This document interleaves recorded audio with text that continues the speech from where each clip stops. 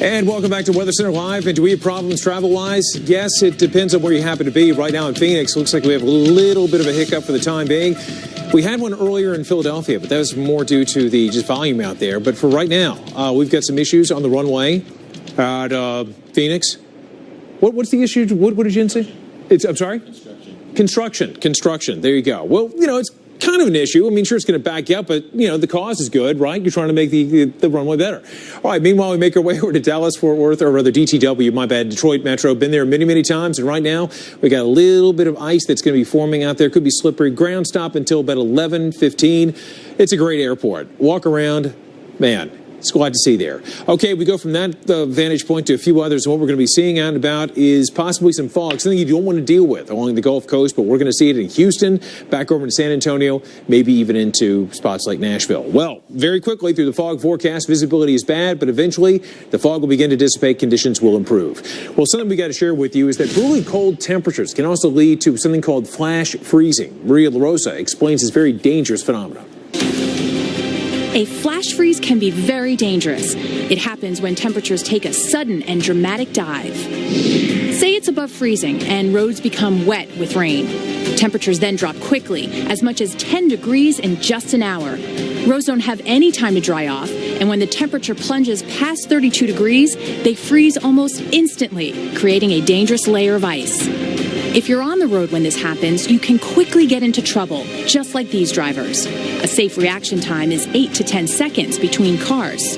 Even if there's no precipitation falling, wet roads, parking lots, and puddles will quickly turn to ice.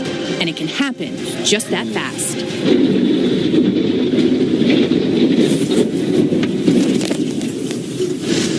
Wow, troubling times out there, folks. Please be careful out there. Let's look at the flash freeze threat that we have. And if you look at the map, mainly the upper Midwest, the time being in the northern plains, the story we have for you, Bismarck, 20 degrees Pier. You've got 35, 41 in Sioux Falls, 39 in Minneapolis, and Duluth with 34. That's going to be your 24-hour temperature forecast because we roll forward in time. We move forward, but look at what goes down. That's a lot of cold air, isn't it? Man, that's why Wednesday evening going with 10 degrees in Bismarck, Duluth with 33, but will it get colder? Will it? Could it? Should it?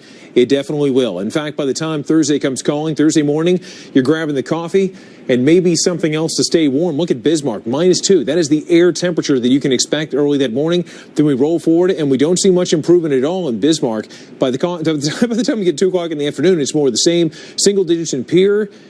Sioux Falls 9, Des Moines, all things considered, balmy with 16, but even warmer North Platte with 21. Wow. Omaha, Nebraska.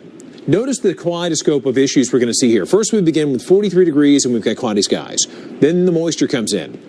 Temperatures drop, and the flash freezing that we're talking about could be a big issue right there by 3 o'clock in the morning with 32. Then maybe some blowing snow. And check out the wind conditions. 40 to 50 miles an hour. Wind gusts are possible at that point. Then by the time noontime comes calling, 16 degrees with some clouds and some wind.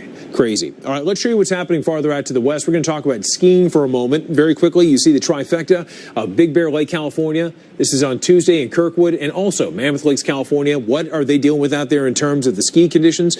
Well, let's go. Let's begin in the High Sierra. And in some locations, it has been perfect. 28 to 28 ski lifts open at Mammoth Mountain.